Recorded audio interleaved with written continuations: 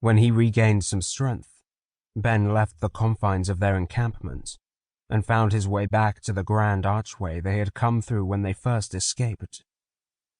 Every day he climbed the rusting stairwell, hiding out of view, and watched the boats that went up and down the Thames. He was beginning to put a plan together to get out of the country.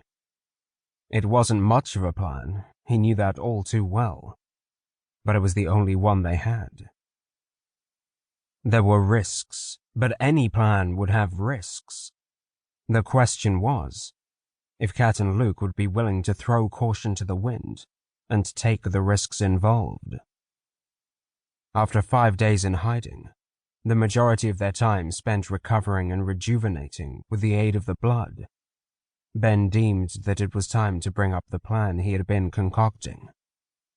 At the very least, they might act as a sounding board for alternative elements.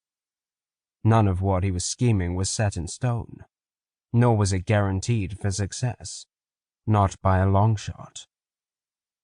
As soon as the words left his lips, Kat's face instantly showed horror at the prospect, and she voiced her concern.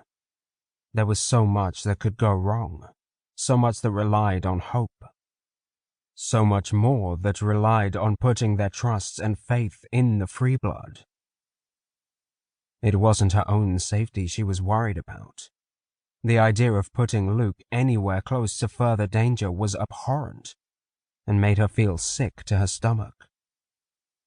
Luke, however, was giddy with excitement, and somehow, to Ben's amazement, through his relentless enthusiasm, she warmed to the idea. Way sooner than he ever could have expected.